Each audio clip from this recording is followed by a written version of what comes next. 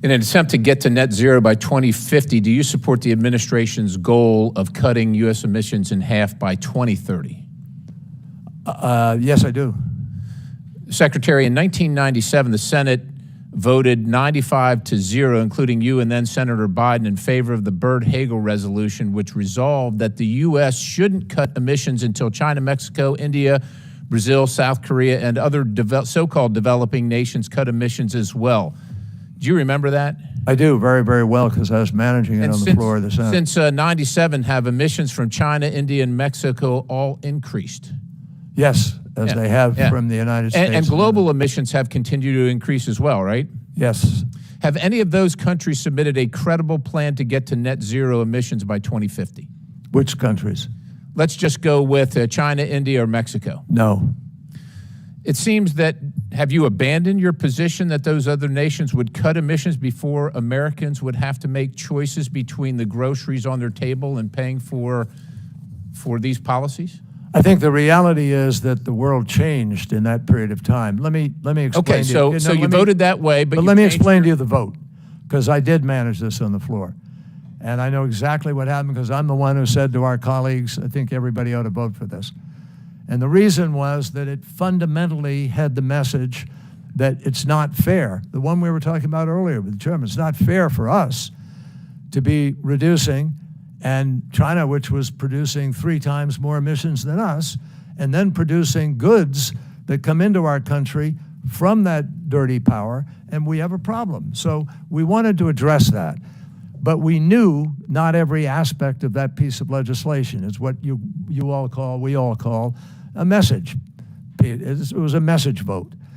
And the vote was clear. We wanted other people to join us in the effort to reduce emissions. Okay, fair enough. That hasn't happened sufficiently. It hasn't happened sufficiently. Now, Secretary, in 2015 at the Paris Climate Conference, you said that if all industrial nations go to zero emissions, it wouldn't be enough. And then at the White House's Climate Day in January of 21, you said almost 90% of the planet's emissions come from outside the U.S. We could go to zero tomorrow and the problem isn't solved. And in April 21, you told the Washington Post that even the U.S. and China going to zero emissions tomorrow won't solve the climate's problem. Then in April of 21, you said that global net zero is not enough and that CO2 must be removed from the atmosphere. How much is the correct amount of CO2? Let me explain to you, if I can, so you understand exactly what I said. It's close, but it's not quite exactly what I was saying. Can you just tell me what the correct amount is? Let me tell you what I'm saying. I'm going to tell you what the correct. Here's how it works. Because we have put, I'd forget the exact number of tons, millions of tons of CO2 and other greenhouse gases are now in the atmosphere. They're there. And every day we're adding more. And so every day the heat is going up, and we have to figure out how we're going to, tame the monster here.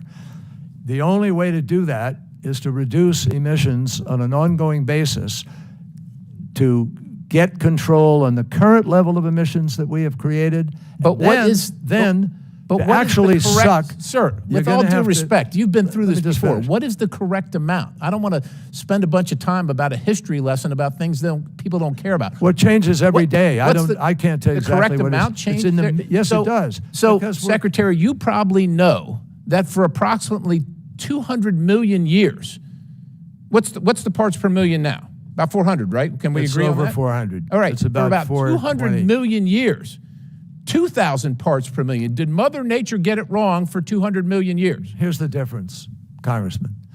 The difference is, yes, there were periods which all the scientists who deal with climate acknowledge that there have been moments on the planet, which is billions of years old, in which there were greater heat and there was greater. Tell me the difference quickly. I've got a little. The difference is human beings are creating this. That's the difference. So human beings are about 300,000 years old, but during these periods of time where it was 2,000 parts per million, life existed. As a matter of fact, we're in one of the lowest not human beings walking around. We're in one of the lowest periods of carbon in the atmosphere in not only recorded history, in the history of life existing on the planet. In December of 2022, you told the Washington Post we need to remove 1.6 trillion tons of carbon dioxide from the atmosphere via direct air capture. The cost for that is about $1,000 per ton, or $1.6 quadrillion. Now, you said you didn't know, but since 2015, since the last El Nino, about 500 billion tons have been emitted into the atmosphere. During that same period of time, 2015, if you look at the temperature graph, this is from NOAA. The temperature has gone down. Show the next slide. This is from NASA satellite data. Temperature has gone down. You want to have the American taxpayers, my constituents that are having a hard time afford their groceries, pay for a car, buy a new home, spend $1.6 quadrillion to fix a problem that A, doesn't exist, and as a matter of fact, you might be exacerbating, because it's unknown. It is unknown at this time the low level of carbon dioxide in the atmosphere that might actually destroy life, because plant life all depends. As you know, Secretary, plant life all depends on CO2. And when we kill it, then we're done too. I yield the balance. Congressman, let me just say that I don't agree with what you're saying out there for any number of reasons. I don't have time to go into all of them now, but I'll just tell you point blank that the difference between the periods you're looking at in terms of heat, et cetera, and human input is night and day, number one. Number two, why do you think 195 countries in the world, their prime ministers, their presidents... Because they're grifting like you are, sir.